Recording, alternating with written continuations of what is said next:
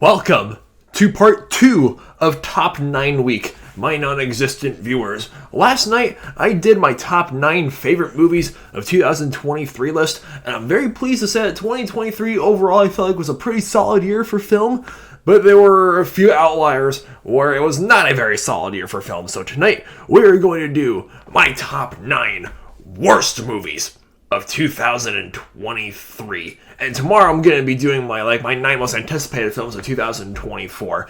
And keep in mind, there's 3 things to remember with these kind of videos. One, they are based purely off of my opinion. If you happen to like any of the films on this list, that's great. There's no need to feel attacked by this list. I'm not saying these are the 9 films I'm saying you should dislike. These are 9 films this year that I personally didn't like. And second of all, I have not watched every single film that came out in 2023, so I feel like there's some pretty bad movies that I've missed. And third of all, there's also a small handful of films that this happens every year when I go out and see movies. There's always at least one movie that I have a decent time with that nobody else does. Case in point, despite their issues and despite, flopping the box office and the backlash that they've received from the critics and the audience, I actually enjoyed films like Wish and The Flash and Indiana Jones, Dial of Destiny. That's just my opinion, at least. But for the films I didn't enjoy, these are the 9 films this year that I either found just super annoying, boring, cringy, lame, forgettable, seriously forgettable, or just plain disappointing. So without further ado, let's get started. Marvels. I don't dislike this movie as much as a lot of other people do. This is supposed to be the follow-up to what is one of the most mediocre Marvel films I've ever seen. Captain Marvel, then is the Marvels. I still haven't watched Miss Marvel, but I will give this film credit where credit is due. Kamala Khan in this movie did make me at least more interested in getting Disney Plus so I can watch Miss Marvel on Disney Plus. I did not have the chance to properly review the Marvels, but I talked about this in my Schizo Rambling video that I did back in November, and I'll say it again here. This film was just very very just mediocre, and it was just there's nothing really memorable about it. These 3 leads, again, aside from Kamala Khan, there's she was decent in the film, but Brie Larson's Captain Marvel and Catherine Rambo are just phoning it in. The villain is ridiculously forgettable. The film is just weird, and I like the funny, silly, endearing sort of weird that Marvel movies have been known for in the past. There's just head-scratchingly weird, the cats sucking in everybody to transform across the galaxy with tentacles, and the planet where everyone is just singing. In the theater, during the singing planet scene, I nudged the guy sitting next to me. I was like, hey, were we supposed to get high before watching this? Oh my goodness, I'm feeling the MCU fatigue, and loads of people are nowadays, and I feel like that's for the best. Number 8! My number 8 spot goes to The Meg. Make no mistake, people don't watch this movie or its predecessor, The Meg, in 2018 for the sharks. They watch it for Jason Statham. You could put Jason Statham in any movie, even if the movie is just absolute trash. Jason Statham will still give it his best effort. I feel like he's just one of those kind of actors. And I really like Jason Statham as an actor, but even he couldn't pull this movie out of the trenches of forgettableness. This movie was so forgettable. The first Meg was okay, nothing good about it, nothing bad about it. But this film, there was nothing good about it. There were quite a few things, not horrible by any means, but just very forgettable. This movie, it tries being can't be fun, and you have to suspend disbelief, but suspension of disbelief can go only so far. And there's a lot of scenes in this movie that just make no sense. These plot points just go nowhere, and it's there's just wasted potential. I wanted to see, being the prehistoric lover that I am, I wanted to see him do more with the megalodons and the prehistoric creatures, but it didn't. It just fell flat on its face.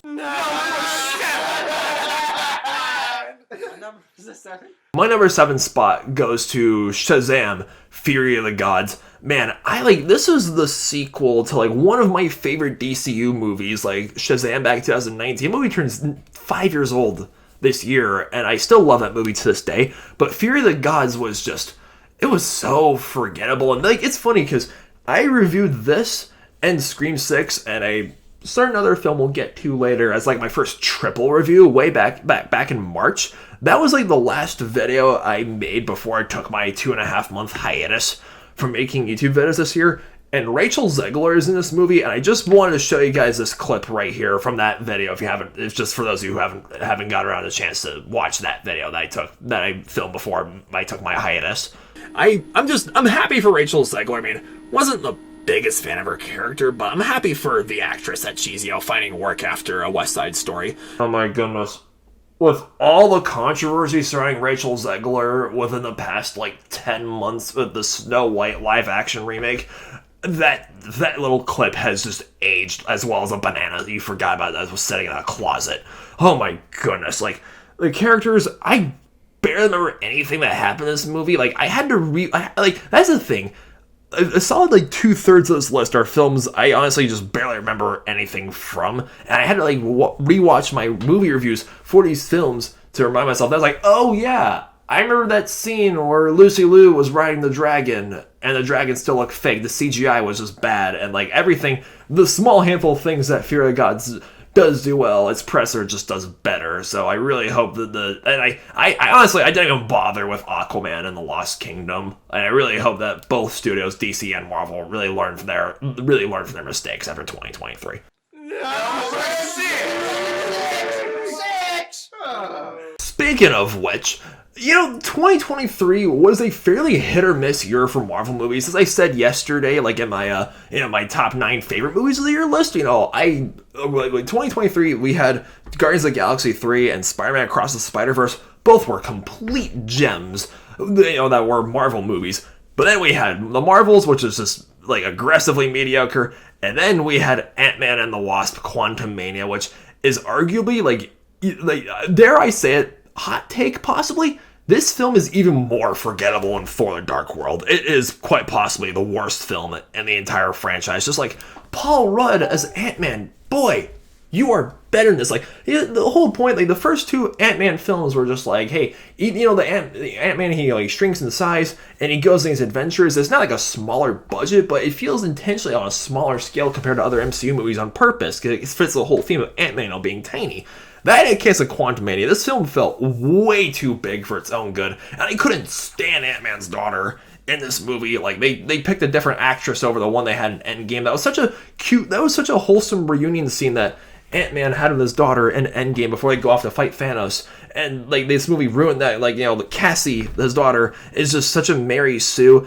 And Kang, he's supposed to be a next Thanos level threat that the Avengers have to face going forward in the MCU. And he wasn't memorable either, and there had some cool action scenes. The CGI was just lackluster, and it was just oh boy, how the mighty have fallen. MCU is just really past its golden age at this point. Number 5. All right, here it is. We're moving on to these are the 5 worst. My picks are 5 the top 5 worst movies of the year list. 2023 was just a tough year for not just for superhero movies, but also prehistoric monster movies. 65 with Adam Driver. Holy cow! This is the other film that I reviewed right before I took my hiatus. This past March, for 2.5 months. Adam Driver, and this girl going on this adventure in prehistoric Earth right before the dinosaurs go extinct, which you think would be super good, but it goes to show that the best stories are character driven, not premise driven, and without compelling characters who back up said premise, it just falls flat on its face. That's exactly what 65 did. I hear this film couldn't even make $65 million at the box office. It was set 65 million years ago, and there's just so much wasted potential, and it was just so disappointing because, like I said, I love prehistoric stuff. I love dinosaurs. I love Ice Age animals. I love, all the geological time periods. But this film was just there's so much it could have done with its setting, with the dinosaurs and the creatures. I almost called him Kylo Ren for a split second. Adam Driver and this girl had to deal with those threats, and it just goes nowhere. And I barely remember anything that happened in this movie, and it was just very disappointing.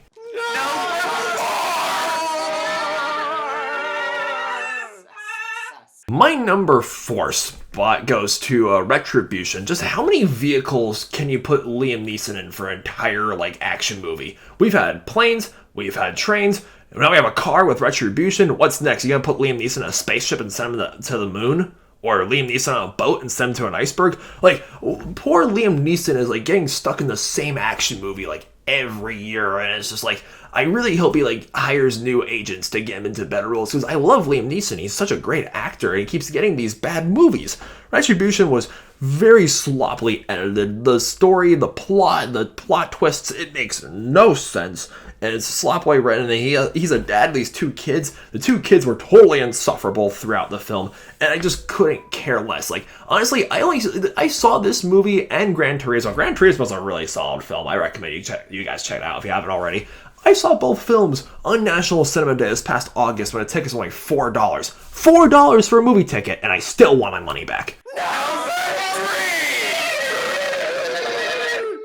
Okay, so like I said at the beginning of this video, the first like 2/3 of the movies on this list, I barely remember anything from. These 3 movies I do remember quite vividly, but for the wrong reasons. Like, I found like all these other movies like just very forgettable. These were the films I just hated with a burning passion that I saw this year. With my number 3, the bronze medal for the worst movie of 2023 goes to Fool's Paradise.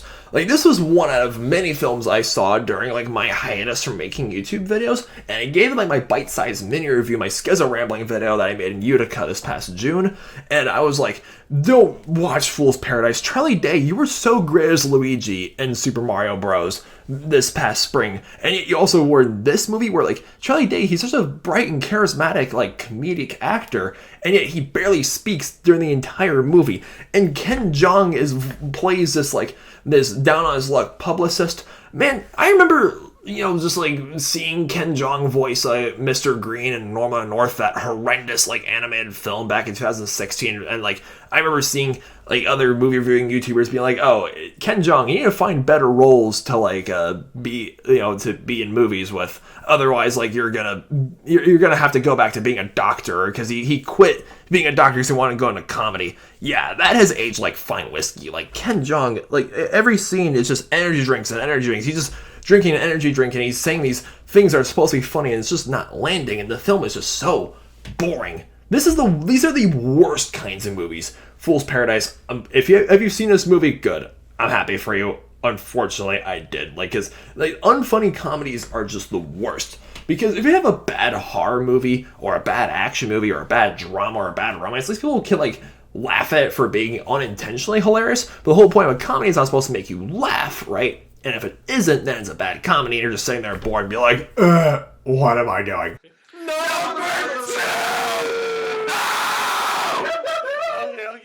Alright, my top 2 choices. I mean, the reason why, like, these 2 films dethroned Fool's Paradise as being my most hated movie the entire year, because, yeah, Fool's Paradise was horrible and unfunny, but at the very least, at least Fool's Paradise was an original film. My top 2 choices for the worst movies that came out this year were 2 sequels that have no reason to exist, and already like just crap over already existing IPs. My number 2 spot goes to Winnie the Pooh, Blood and Honey. What the heck was this movie? Like, not a film that I saw in theaters. I watched it, at my house just so I can, have like, because I heard about the premise to this film like earlier at the start of the year, hearing about the worst movies of the year so far, and I decided to give it a watch, for my for my 31 Days of Horror challenge I did this past October, because I heard about the premise and how trash the critics gave, the trash reviews that the critics were giving this movie, and I was curious to see how bad it is. Like,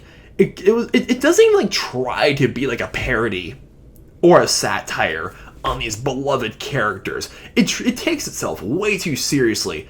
In far too many scenes, Christopher Robin, he grows up and he leaves behind Pooh and Piglet and the gang, and now they're always like, they go back to their feral instincts. Nothing in this film makes any sense. Like, there's Christopher Robin is just insufferable, Pooh is insufferable, Piglet's insufferable, and there's British college girls in this movie that just stand there looking pretty as Pooh and Piglet hack them to pieces. Just ugh.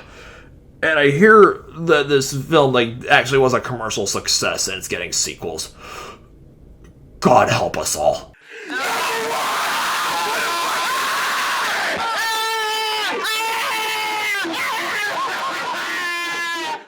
Already, my pick for the number 1 worst movie that came out this year And like Winnie the Pooh, Blood and Honey, I hear it's been greenlit for sequels that are coming out in the next few years. The sequels I will refuse to watch, right? And I was really torn between this and Blood and Honey for my pick for the worst movie of 2023. But the main reason why, I decided to give Blood and Honey the silver medal for the worst film of the year instead of, the gold medal was because, at least I didn't see it in theaters. Because most really bad movies I don't see in theaters. I usually hear about how terrible they were, and then a few months later I wait for them to come out on DVD or streaming services, and I'm okay, I hear this movie's gotten trash reviews. I'm just gonna watch it for myself from my house just to see how bad it is. This film, on the other hand, not so much. I saw this movie back in October for my 31 Days of Horror challenge in theaters on a discount Tuesday to see for myself, because I wanted to give it a chance. Exorcist Believer is my pick for the worst movie of 2023. And if you watched my last year during my whole my little top 9 spree that I did this last January when I was still living in Nebraska, I made my top 9 movies I dislike that everyone loves. I don't like the first Exorcist, and if you watch that video, you probably know why. I don't know, I can see why the first Exorcist was scary by 1970s standards, and I'll give it credit where credit's due. It's got great performances.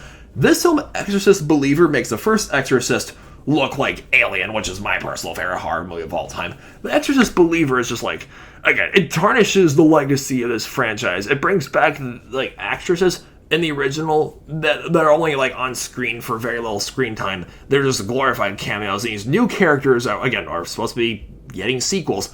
I just could not care about. There's nothing scary about this movie. There's nothing tense. The writing is sloppy. The characters are insufferable. It's just this. The screenwriters for this film really haven't heard the phrase "show don't tell" because I did my best to block this film out of my memory, but I couldn't, and therefore it earns a spot for the worst movie of the year, and I really hope we do not get more films like this in 2024. Alrighty, so there you guys have it. My pick for the 9 worst movies of 2023. What was the worst movie you saw in 2023?